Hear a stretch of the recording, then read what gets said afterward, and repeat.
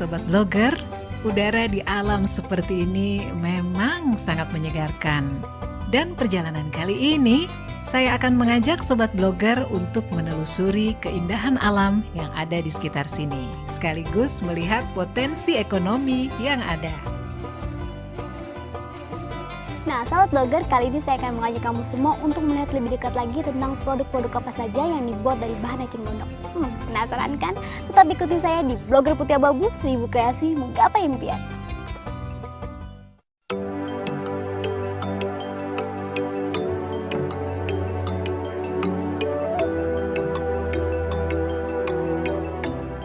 Wah, sangat menyenangkan menyusuri Danau Seguling dengan perahu dayung. Ternyata di danau ini banyak tumbuh tanaman eceng gondok yang dikenal sebagai gulma atau tanaman pengganggu. Tapi Sobat Blogger, meskipun eceng gondok dianggap sebagai tanaman pengganggu, ternyata kalau kita amati, gulma pun memiliki banyak manfaat, termasuk memiliki nilai ekonomi yang tinggi. Tentunya dengan cara mendayagunakan eceng gondok menjadi barang-barang yang sangat bermanfaat. Untuk mendayagunakan eceng gondok menjadi barang kerajinan, tentunya membutuhkan tenaga kerja loh Sobat Blogger. Tapi jangan heran, melibatkan warga sekitar sebagai tenaga kerja dari usaha kerajinan eceng gondok ini tentu satu terobosan yang sangat bagus Sobat Blogger. Lalu bagaimana ya cara mengelola warga sebagai tenaga kerja sehingga bisa menghasilkan satu bentuk kerajinan dari eceng gondok? Gulma yang membawa berkah. Nah, ini nih Sobat Blogger, salah satu pengrajin yang sedang asik mengambil tanaman eceng gondok.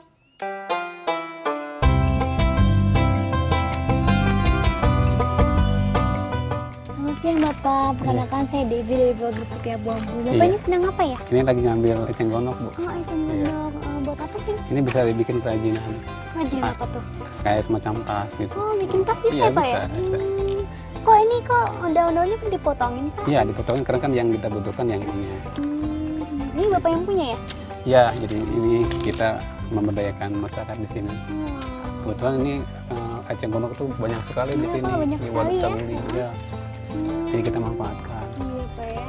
Bapak, apa sih inspirasi Bapak sehingga membuka usaha ini? Oh, ya ini kan tadi bahwa eceng gondok ini jadi gulma yang sangat mengganggu bagi di Waduk Seguling. Ini gulma eceng gondok ini luasnya 7 hektar Bu, di Waduk Seguling ini. Ini kalau misalnya kita dibiarkan begitu saja, ini dikhawatirkan mengganggu ke turbin PLTA Waduk Seguling. Nah, kita berpikir bagaimana ini di satu sisi lingkungan bisa lestari, artinya bisa gulma eceng gondok itu bisa berkurang. Tapi di sisi lain masyarakat bisa berdaya, masyarakat yang di sekitar ini. Nah, akhirnya kita coba merintis untuk mengembangkan usaha kerajinan eceng gondok. Jadi berbagai macam tas gitu. Wah Sobat Blogger, ternyata sangat mudah untuk memulai usaha eceng gondok ini. Di samping bahan bakunya sangat mudah didapat, peluang pasarnya pun sangat menjanjikan. Masih sangat jarang loh Sobat Blogger pengrajin anyaman eceng gondok di pelosok negeri ini. Dan dengan sedikit inovasi desain, pasar kalangan modern pun banyak yang memajangnya. Dan pastinya konsumen makin tertarik untuk membelinya. Bahkan pasar internasional pun banyak loh yang memesannya. Wah, sangat menjanjikan ya. Nah Bapak, bagaimana sih pola pemberian upah pada para pekerjanya? Ya, ini kan asalnya tidak berharga, terus kita olah menjadi kerajinan. Ya. Nah, kita jual, itu kan menghasilkan keuntungan laba usaha ya. Nah, laba usaha itu kita untuk dibayar upah. Sistem upah di sini ada sistemnya harian. Aduh, saya udah nggak sabar lagi nih Pak, ingin lihat langsung proses pembuatannya. Oh, boleh kita lihat ke sana, Bu. Ini, sekarang kita ambil dulu eceng Boleh gondoknya. kita lihat, kita ambil eceng gondoknya.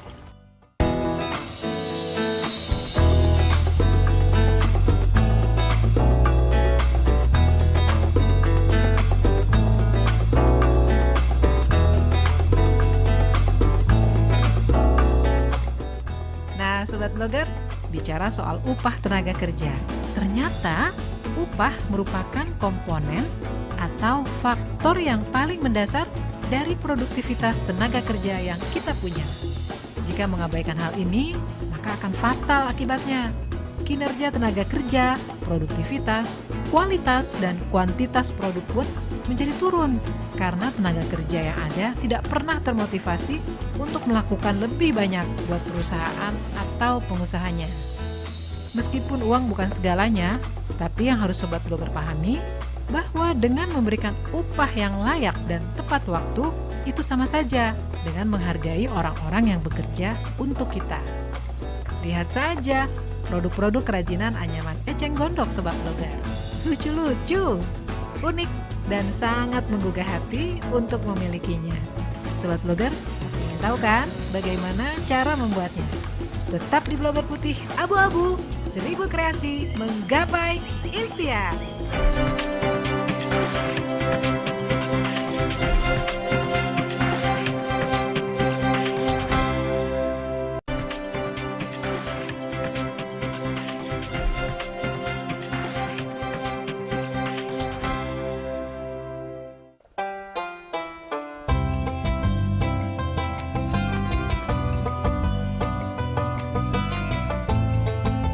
Nah, sekarang kita akan melihat bagaimana cara membuat kerajinan anyaman eceng gondok ini.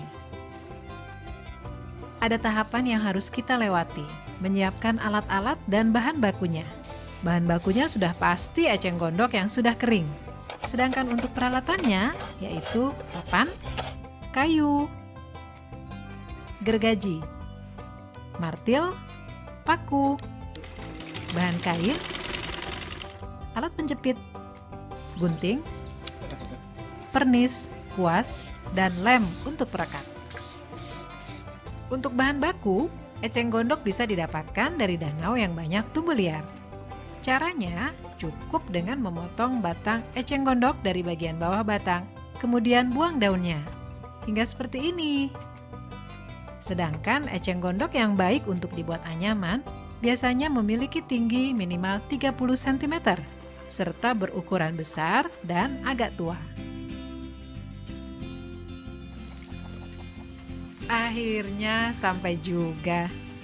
Dan tahap awal yang harus dilakukan sebelum melakukan pembuatan anyaman adalah melakukan penjemuran batang eceng gondok. Eceng gondok dijemur di bawah sinar matahari secara langsung, dan jangan lupa alasi bagian bawahnya menggunakan alas plastik agar mudah dikumpulkan setelah kering nanti. Sobat Blogger, ini adalah proses penjemuran eceng gondok.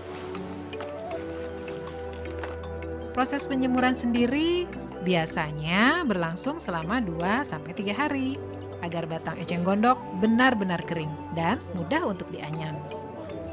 Sobat Blogger, pada saat penjemuran sebaiknya batang eceng gondok dibalik posisinya agar kering merata serta hindari batang eceng gondok terkena air ataupun terkena hujan agar batang eceng gondok kering bersih, tidak bercak terkena jamur.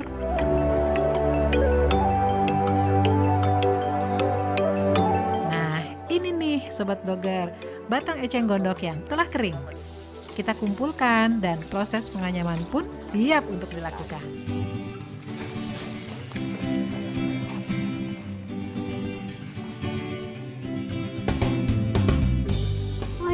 tempat proses Nah, pembuatannya ini di ya? sini tempat proses pembuatannya. Ini ibu nih pekerjanya yang lagi mengerjakan. Tuh. Ini taruh sini ya Pak? Ya taruh situ aja tuh.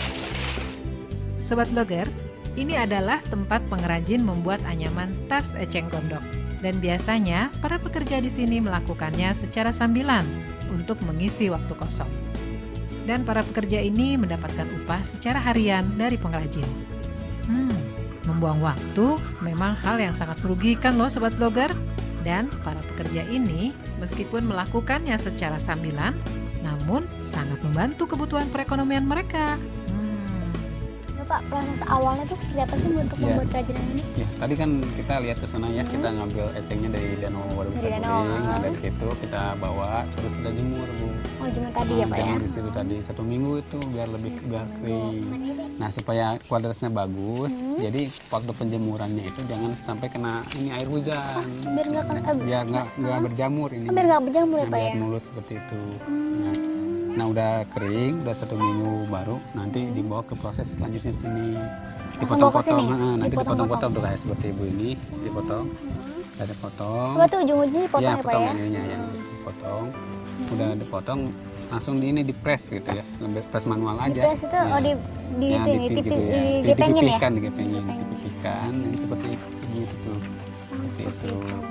Udah dipipihkan, itu bisa dibikin langsung kerajinan atau dibikin ini seperti ini, Bu. Oh, ini Tambang, tambang? ditambang. Ini dari potongan itu udah dipipih, dipotong dibagi dua nih, sebelah dua seperti ini ya.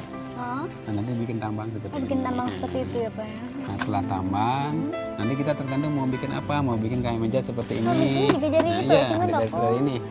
Dari tambang seperti ini, tinggal bikin. Tinggal dianyam ya? Ya, bikin misalnya tempat tisu seperti ini. Tempat tisu ya, Ini seperti ada tambangnya juga kan, ini ada eceng Iya. gondoknya gitu, seperti itu. Seperti itu ya Pak ya? Nah, kalau yang buat kayak tas yang seperti ini, rasa seperti ini enggak, Seperti ini. ini nggak usah Nggak usah nggak usah dibikin bikin tambang. tambang, tapi langsung itu aja dianyam aja. Oh, seperti Iya. itu. Dan itu biasanya ada itunya, ada apa? Ada cetakannya. Sobat Blogger, sebelum memulai proses penganyaman, hal pertama yang harus dilakukan adalah menyiapkan model, ukuran, serta bentuk tas yang akan kita buat. Salah satu cara untuk menentukan ukuran adalah dengan membuat cetakan anyaman yang ukurannya disesuaikan dengan keinginan. Cetakan sendiri dapat menggunakan papan yang dibentuk menggunakan paku dan berukuran kotak sebagai bentuk badan tas. Berbagai bentuk yang kita inginkan, kita buat dengan menggunakan papan kayu ini.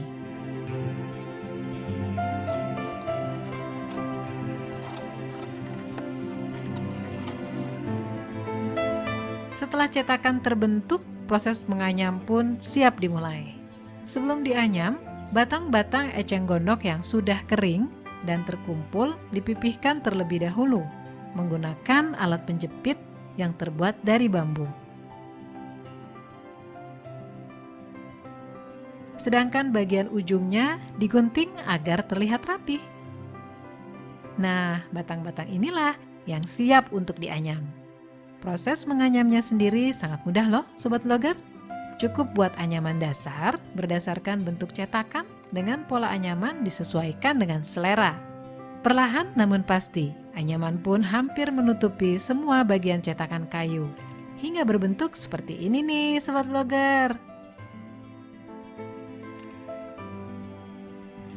Pada proses penganyaman, untuk memperkuat daya rekat anyaman, sebaiknya gunakan lem agar anyaman bertambah kuat dan tidak mudah bergeser. Sobat Blogger, setelah semua anyaman menutupi semua bagian cetakan, kemudian dilepas dari cetakan kayu. Terlihat seperti berbentuk tas bukan, Sobat Blogger? Dan setelah lengkap berbentuk tas, agar warna alaminya lebih menarik, maka dilakukan proses pengecatan menggunakan cat sejenis pernis yang transparan. Lalu dijemur selama kurang lebih 15 menit. Nah, ini nih Sobat Blogger, tas-tas yang sudah jadi. Sangat bagus bukan? Dan untuk mempercantik lagi, biasanya dipasang beberapa aksesoris menggunakan kain yang berwarna cantik. Sobat Blogger, ada beberapa pilihan model yang dapat dibuat pada anyaman tas eceng gondok. Untuk pasar internasional, biasanya dibuat tanpa menggunakan banyak aksesori tambahan, dan semua bahan alami menggunakan eceng gondok. Namun, ada juga pasar lokal yang banyak memesan tas eceng gondok dengan beberapa aksesoris tambahan, seperti kain yang berwarna terang ini.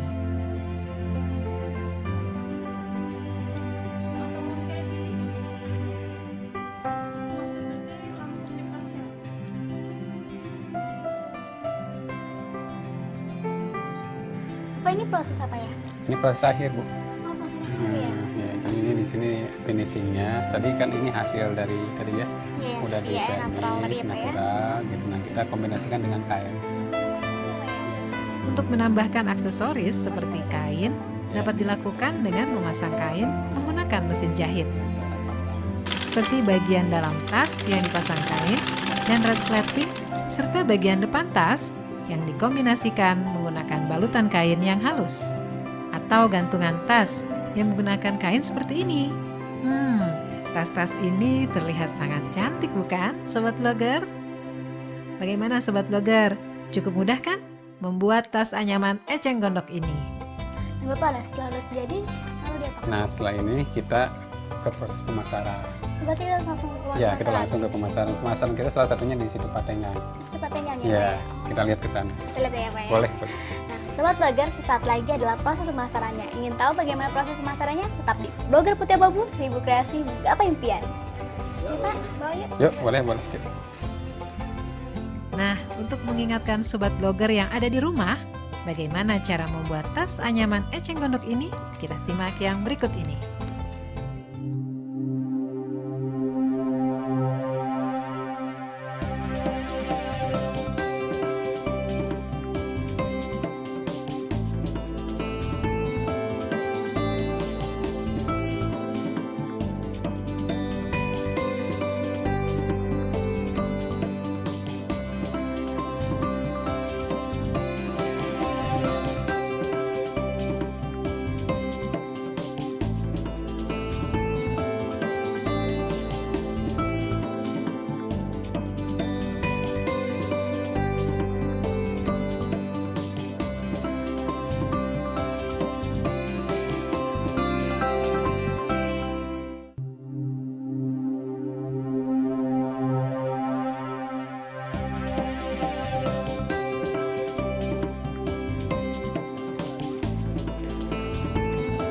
Sobat Blogger, tahukah kamu?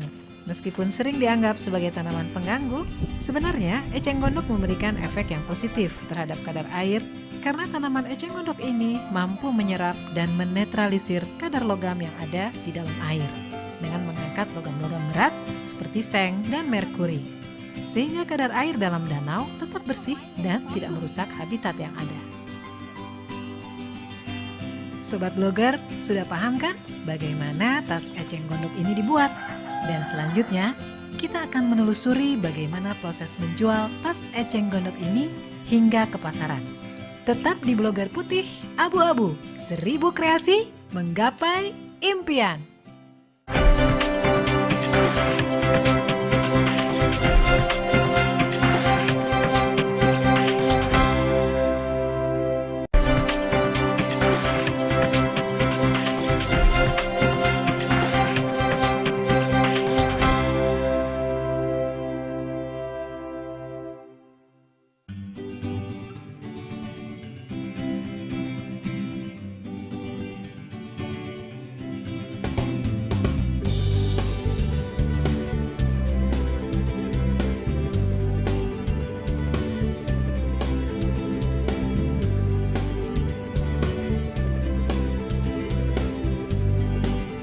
Sobat Blogger, sudah dijelaskan tadi bahwa pemberian upah yang adil dan kompetitifnya akan berakibat pada peningkatan pemasaran produk. Karena pemasaran berhubungan langsung dengan kualitas dan kuantitas produk yang mampu dipenuhi dalam satu periode pengerjaan. Dengan upah yang layak dan manusiawi, para tenaga kerja yang merupakan aset sebuah usaha akan bersemangat untuk dapat memenuhi permintaan pasar. Dengan begitu akan timbul hubungan yang saling menguntungkan antara pekerja dan pengrajin. khususnya pengrajin anyaman eceng gondok ini. Dan cara memasarkan anyaman-anyaman eceng gondok ini, meskipun belum menjadi sebuah industri yang besar, sangat mudah loh Sobat Blogger. Misalnya dengan cara menjualkan pada para penjual barang-barang hasil kerajinan masyarakat yang saat ini. Ataupun memajangnya pada galeri seperti koperasi pemerintah yang banyak tersebar saat ini. Dengan catatan, asalkan produk yang kita hasilkan berkualitas, pembeli pun akan gampang menerimanya. Sobat Blogger, perhitungan keuntungan dari satu produk anyaman eceng gondok pun tergantung dari tingkat kesulitan anyaman saat menyelesaikan produk itu. Makin sulit dan unik produk anyaman yang dibuat, maka akan semakin mahal harganya. Dan juga berbanding lurus dengan lamanya pengerjaan itu. Wah, keuntungan yang cukup lumayan Sobat Blogger. Dengan modal produksi yang murah, tas eceng gondok ini dapat meraup keuntungan sekitar 200% dari biaya produksinya. Wah, sangat menguntungkan ya Sobat Blogger. Peluang usaha kerajinan anyaman eceng gondok ini pun masih terbuka lebar dan menjanjikan. Asal dikerjakan dengan sungguh-sungguh, kerja keras, dan terus mengembangkan bentuk produk anyaman eceng gondok yang dibuat agar tidak monoton dan itu-itu saja. Mungkin ini bisa menjadi referensi bagi Sobat Blogger yang ingin mengembangkan sebuah usaha mandiri. Sambil berusaha juga sambil ikut melestarikan dan menjaga keseimbangan alam. Keren bukan Sobat Blogger?